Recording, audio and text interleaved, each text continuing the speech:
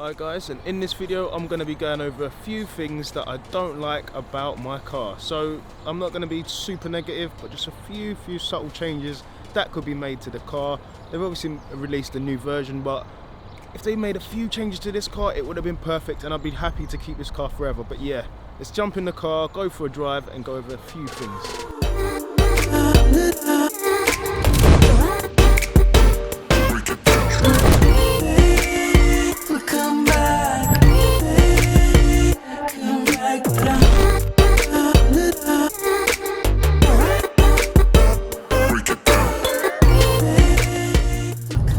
So I've got an hour's journey ahead of me, so I thought, you know what, let me do a video on the few things, not a few, there's quite a bit, things that I don't like about my car. So yeah, car's set to 60 miles an hour, pushed on the cruise control, 65 miles an hour, M25, you know what it is.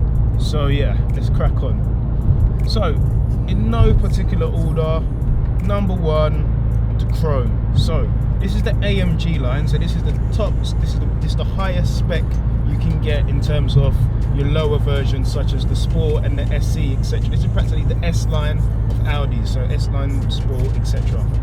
I would have thought that as the bare standard on the AMG line, they'd at least say, you know what, let's get rid of the chrome, let's just give the whole car a nice black look. But obviously, with Mercedes being Mercedes, they only included it as an optional extra, or I think it's for the night pack.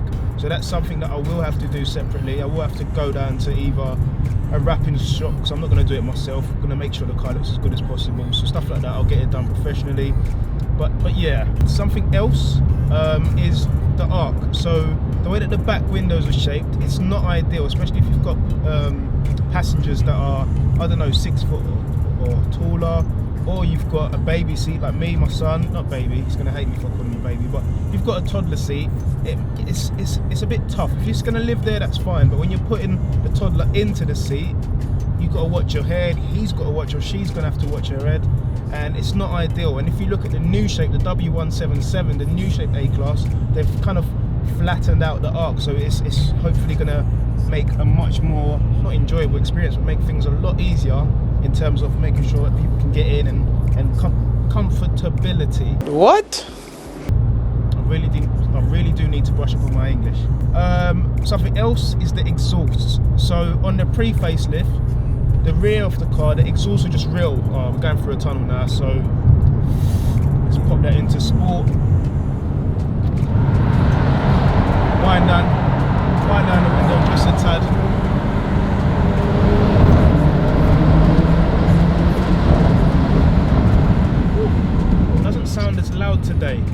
Doesn't sound as loud today, but yeah, that was all within the speed limit. Well, what were we talking about? The exhausts. The exhaust. So the back of the car has got fake exhaust practically. So the bumper's got this built-in exhaust that I don't like at all. So when the real exhaust is hidden behind it, you'll obviously see it, but the real exhaust is hidden behind it. When all of the fumes and everything comes out of the exhaust, it goes all over the fake exhaust, the little metal bits or whatever they are on the back, and they just go black. And so you'd wash the car very clean, and then within a second, or within a couple of days, the back of the car is literally black. All the exhaust pipes, it's chrome, it's all black. Again, the chrome. But on the pre-facelift, on the back of those cars, the exhaust was real, like for like. The exhaust comes from the engine straight through, and there's the exhaust pipes. There's no cover on it to make it look shiny or anything. It's just real exhaust pipes. We're on cruise control, and that brings me on to something else. So my car is currently set for 70 miles an hour. I'm going to go back in the slow lane so that way it can be super safe. It's now set for, say, 63 miles an hour. And if I put my foot down and take the car to 70, it will let me. We're back in the middle lane. This lane's really for 70 or for overtaking. So now from 63, I'm just going to push on a bit to 70. So give it some beans. We're now at 70, even though the cruise control is set at 63. The moment I take my foot off the cruise control, it brakes me very, very harshly, and it's not safe at all, because I'd be cruising at 63 or 65. If I need to overtake, I'll push it on to 70, maybe 71, and that's fine. And I'll be holding it there till I overtake, and then I'll indicate, check my blind spots, check my mirrors, and go back in. But then when I go back in, the car is going to try and bring me straight back down to 63 miles an hour as quick as possible, and that's not safe for the driver behind. It's not safe for myself, obviously, and that's something I feel that they should have brushed up on. It's not smooth, so it doesn't bring you down smooth enough, in my opinion. Something else that really winds me up, and it's probably the biggest annoyance, the windows. If I take the key out of the ignition and I try and activate the windows, put them up, put them down, it will not work. Even if I do it straight away, as soon as I take the key out and I open that door, it's done.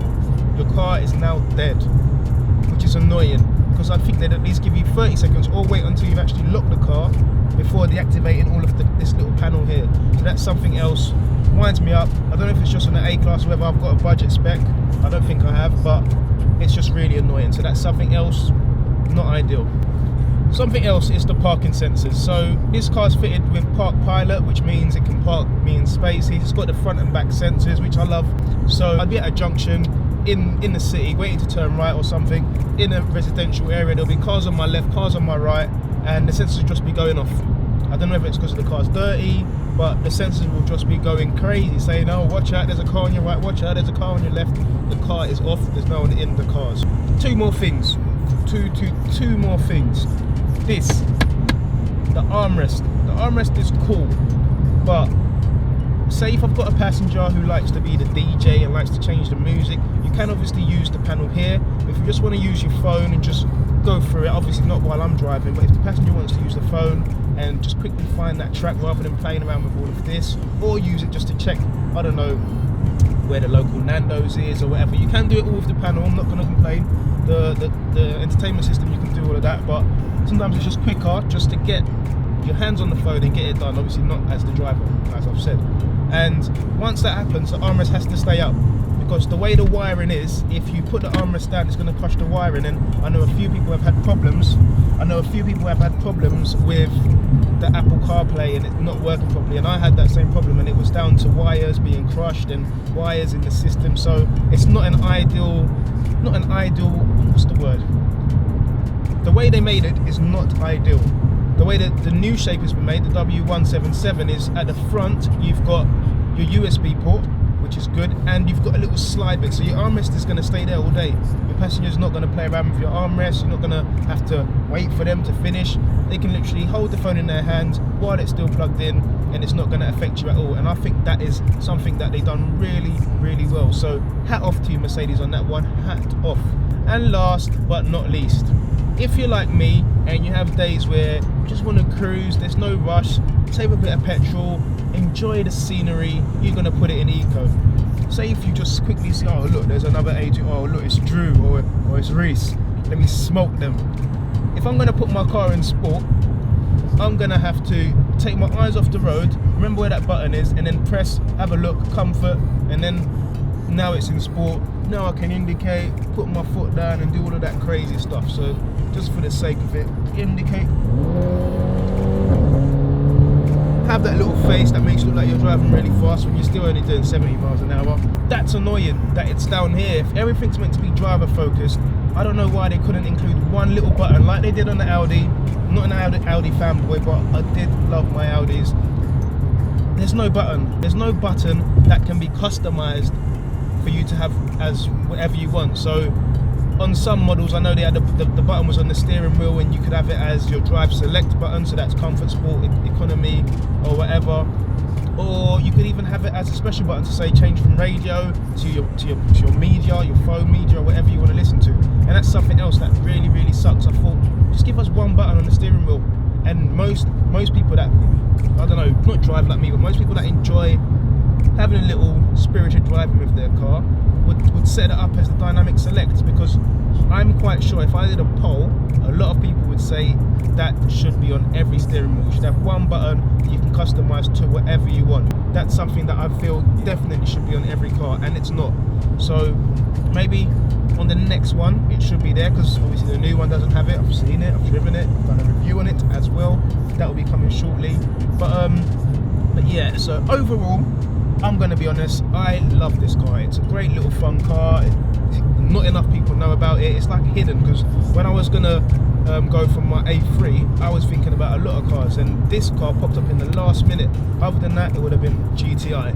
So yes guys, that's the video. Subscribe if you haven't already, give it a like if you've enjoyed the video, and I'll see you in the next one. God bless.